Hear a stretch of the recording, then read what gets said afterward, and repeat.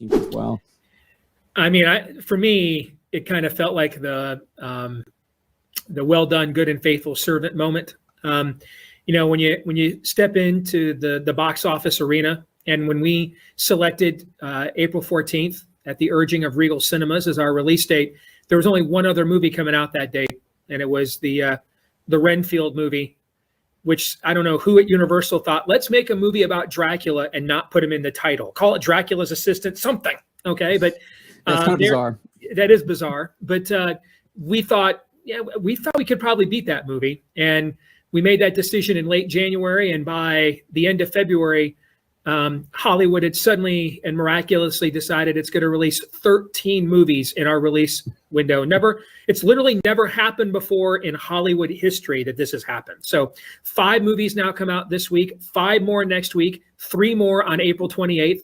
And so I have no idea how we will perform with that glut of the market. And all I could do is, and all we could all do is try to make the best movie we could. And then we brought it to our peer group on Tuesday, and a lot of big names in conservative and Christian media were there. And John, the reaction was overwhelmingly and sincerely positive. And so from that perspective, I'm going to count that as the win and say, hey, we earned the respect of our peers, and now it's a complete crapshoot. What will we do at the box office? We'll find out. So for some of our viewers, they might not know what Nefarious is. I was thinking we could maybe play the trailer, and then you can kind of guide us through on how this relates to your novel. I know I was watching a little bit with your discussion on, you were talking about the movie previously, how the film ties into the novel that you wrote previously. So I was, is that okay if we watch the trailer here? Happy to, you bet. Kind of tell me what kind of, why you decided to kind of go this angle with the marketing. I obviously I can say I've seen the film, kind of know what it is. It looks like you're going for a more psychological, supernatural horror vibe than maybe kind of a little bit of what the actual film presents. I'm not saying that's not there. It's obviously there, but there's definitely more to the film than just what kind of we're seeing here on the surface. Well, we made the film very subversively. We are marking it very subversively. Jesus said that the children of men are smarter than the children of light, and the actual word that he uses there is probably better translated to mean shrewder. Not just, we're not talking basic intelligence, but a knowledge of tactics, and cunning. And so what Hollywood has done really in the last 5 or 6 decades especially, it is figured out that if the story is compelling, and if we're emotionally invested in the characters, John, it can absolutely infect our worldview. Half of our brain will know, hey, this is anathema, I shouldn't be watching it. The other half of the brain is going to be like, but I want to keep watching it because I want to know where this story goes.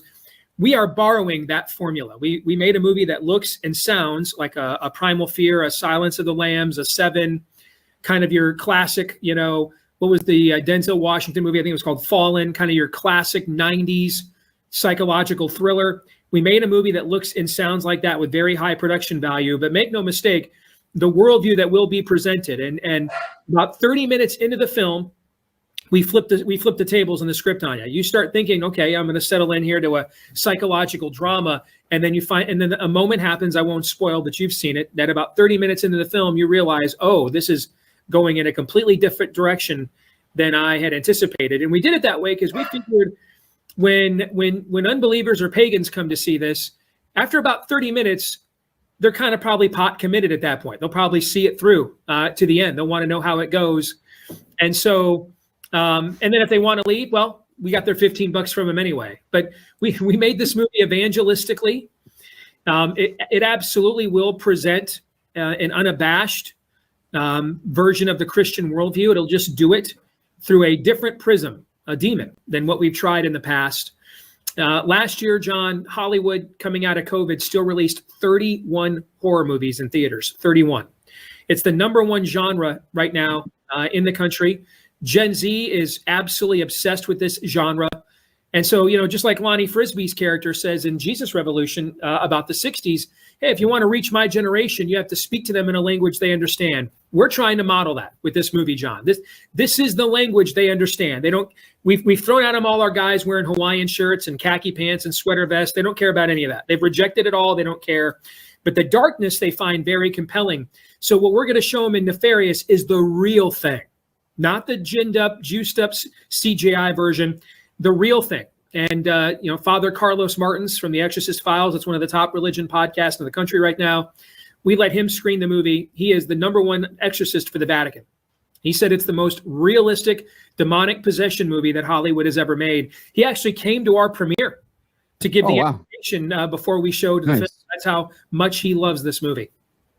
Yeah, that was actually something I have here that I wanted to ask you about. Is there are like clear theological discussions that take place, fantastically acted by Sean Patrick Flannery and Jordan Belfi in this kind of a one-room jail cell interview room here. Like, so kind of like explain to me kind of what was your approach to the theological aspects of the film, because you're probably going to get people of different faiths, the different theological backgrounds, having different views on a lot of that stuff. I don't know.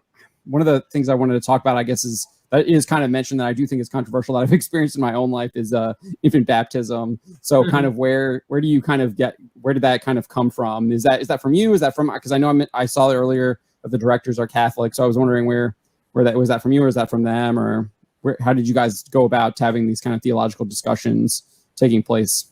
So the first thing we had to do is, if you're going to translate my novel, A Nefarious Plot, and they're very Catholic, I put the fun in fundamentalism. Okay. So I'm an old school evangelical. And so if we're going to take this book about how a demon describes how he took down and destroyed the United States of America, the whole book it's a diatribe. It's a polemic, right? We couldn't do a direct adaptation of the movie. We couldn't have a demon just stand up there like a one-man play and just rant at you for an hour and a half. Although plenty of days looking at what's going on in America might actually do us some good. Okay. Right. But that wouldn't make much of a movie. And so the first challenge we had to come up with is, what's our MacGuffin here? How do we take this villain and put him in a contemporary setting, and then take the issues he addresses in the book and put him into a plot that is believable and accessible for the audience? And we actually went to the very first words I wrote in the book. In the preface is the only part of the book that I wrote in my own voice. And I wrote at the time, it was a joke, actually. I mean, the book was published almost 8 years ago. So as a joke, I wrote, hey, I'm not going to tell you how I came upon this demonic manuscript, but who knows, someday if we ever sell the movie rights to this, that's how we'll translate this into the movie, is the story of that manuscript. And from watching the movie, that is the story ultimately that you will see, is this demonic manuscript. Where did it come from? And it takes you right up to the publishing of the book. And so once we had that, then it was really just a matter of what issues, both contemporary, our own theologies, and from the book would make for the best plot. And our directors, who also wrote our script, Carrie Solomon and Chuck Conselman, I mean, what he says in the movie, where Nefarious lays out the stages of infestation, the stages of demonic possession, and absence of baptism and all that stuff, that is right out of the Exorcist playbook. And so this film was done with as much in the fields of Christianity that are willing to wade into this arena and still explore it here in the 21st century. We tried to make this as realistic as possible, more so than, we don't have anybody throwing up, heads turning 180 degrees. 12-year-old girls aren't masturbating with crucifixes or any of that other kind of stuff. The Omen, I think, is the greatest horror film Hollywood has ever made. No one gets beheaded in the movie like what happens in The Omen, for example. We wanted to present the real thing and let the demon mess with your mind a little bit.